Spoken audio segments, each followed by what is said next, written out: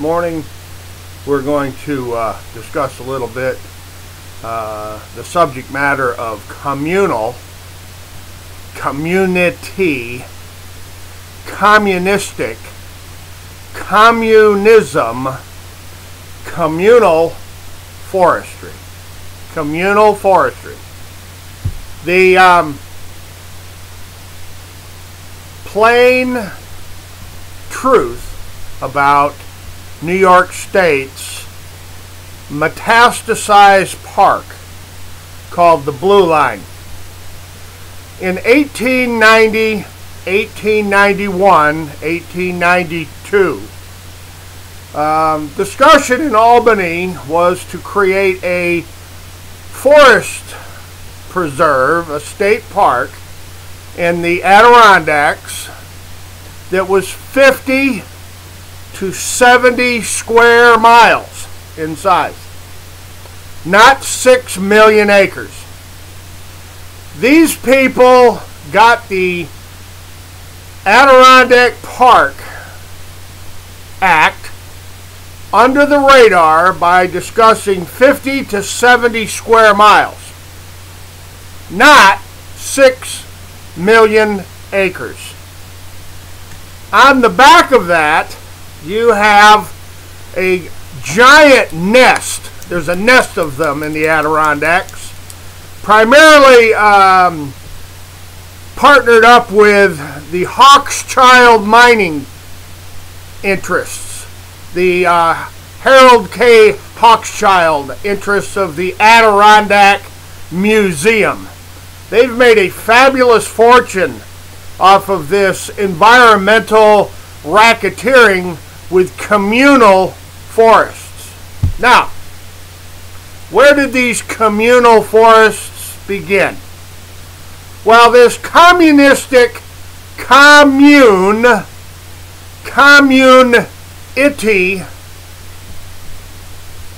design and concept sprung forth from the areas around Zurich, Switzerland, which apparently has the oldest communal forest in the world, and the areas of Bavaria or Germany, Central, Northern, and Eastern Europe.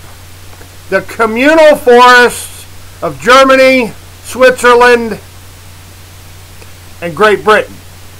The Royals.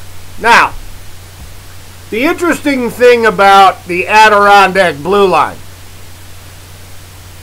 it's a big communal park. It's a great, big, huge, socialistic, communistic program of lording with land use and land control, property regulations, under the guise of environmentalism, to control and to lord, just like Lord Rothschild, to lord over vast amounts of property in central New York. This is the history. The fact of the matter is, the Blue Line operations of the Department of Environmental Confiscation, the Department of Open Space Land Planning and Open Space Land Acquisition by the Empire, is nothing more than a pack of communists. This is the reason the state dictates to everyone that lives in the empire how they're going to live, including the more recent activities to register and prohibit people from freely, under the Second Amendment, owning arms. A-R-M-S. Just 4 lousy letters. And here behind me, I've got millions of letters. And very interesting legal treatises and practice manuals. I got a whole set of federal practice manuals down here as well. 4 letters. And they want to strip the men and women of the empire of their arms. Now let's get back to the community, the communal, communistic, socialism practices and policies of the governor. The governor and his attorney general. You see, the attorney general is a legally trained military officer. He directs all the police forces, the state troopers, the sheriffs, the local police, the institutions of the New York Empire. Now, Empire State. Let's talk about another empire for a moment. Let's talk about the Roman Empire, which was expanded massively, expanded greatly by sending out groups of troops to establish forts, like Fort William Henry and Fort Ticonderoga and Fort Anne and Fort Schuyler and, the Albany Fort Orange, just like the Dutch. They sent out their contingent of military troops to establish a colonia, a fort, more commonly known as a forward operating base. And ever since the Dutch and the French and the English of Europe showed up on Turtle Island, they've been imposing their empire. They don't have any standing. They didn't own one damned thing. The only thing that they had was their forward operating bases, their military personnel, and their forts. This is how they created the Empire of New England. Not Old England, not the old British Empire, but they were expanding the new British Empire with people like George Washington and Alexander Hamilton and Thomas Jefferson and all their other grantee and what do they call it there?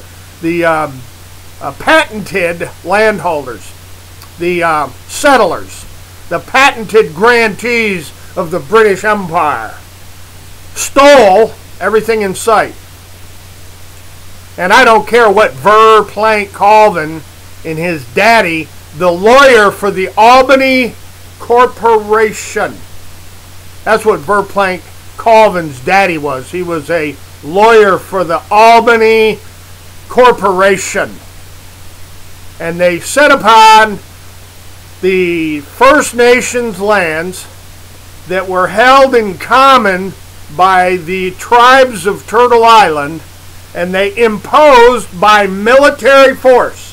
They imposed by military force the rules, the laws, the regulations of the British and Dutch empires, the French empires. They had no standing. They had no right to confiscate the land. And that's what they did. They confiscated it. So let's get back to the communal forests of Cornell University. I challenge everyone that listens to this video to do a little research on communal forests, or what's known as community forests. Communal, community, communistic, communism, socialistic, socialism, the commie forests of New York's empire.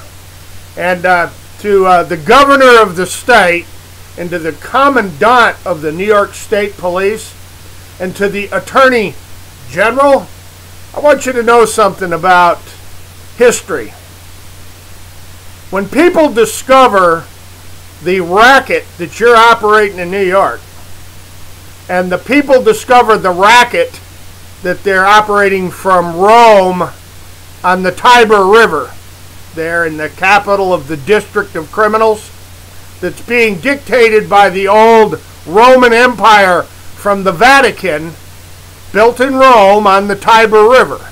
Just exactly like Washington, D.C. is built on Daniel Carroll's old farm, Rome, there on the Tiber River off the Potomac in the Chesapeake. Isn't this just fascinating history?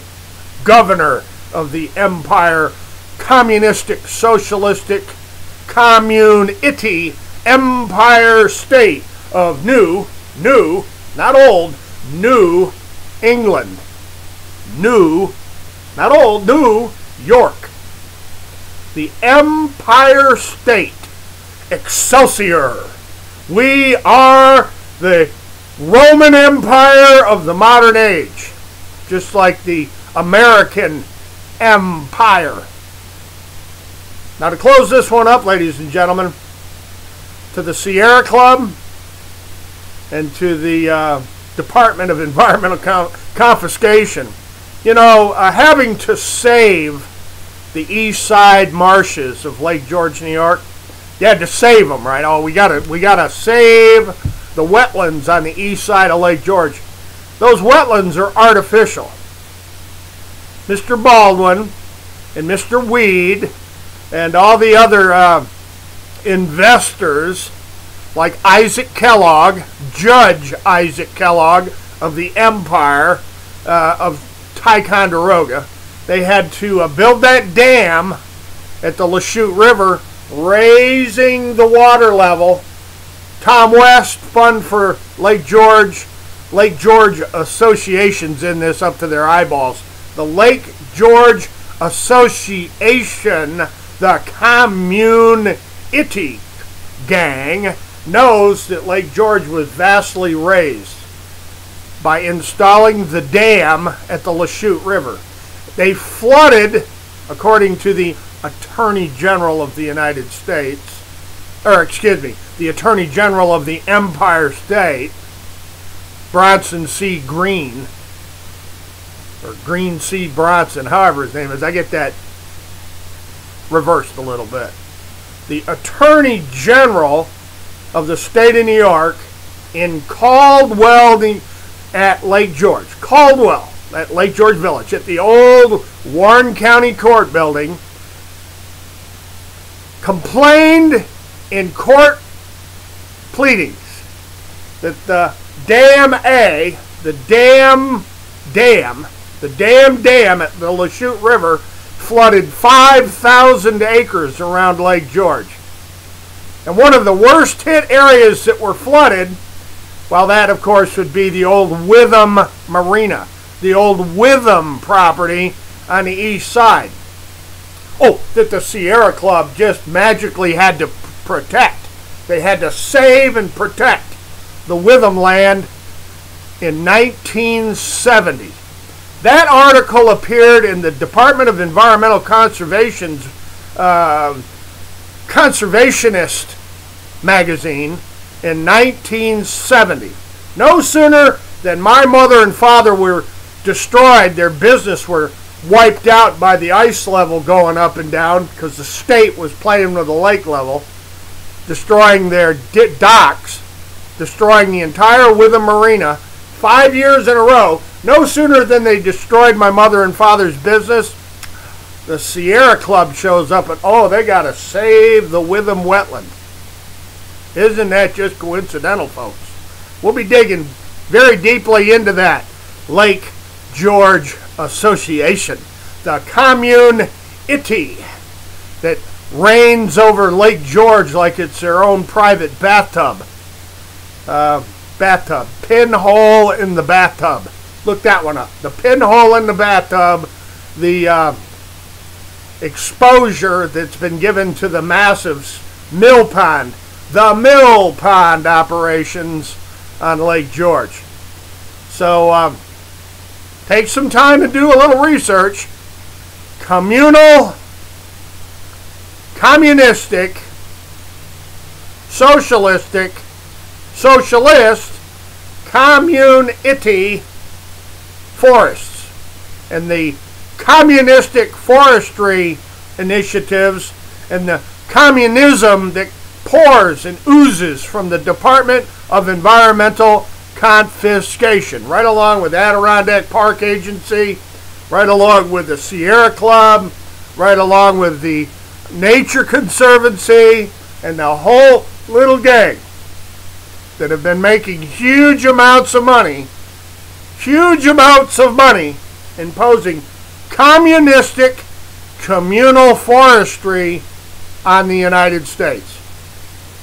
Communistic, socialistic, pinko, let's just call it what it is, pinko, environmental confiscation policies on the United States, also known as, of course, Agenda 21, World Governance, World Government, New World Order, Agenda 2030, Agenda 2050. Where are all these agendas being cooked up?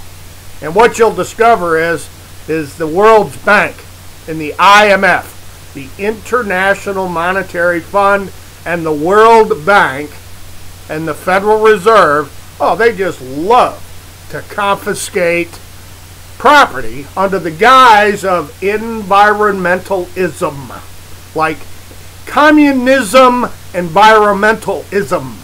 There you go, the wicked isms. We're going to leave it right there, ladies and gentlemen. Look for all the links. You'll find them all over the internet.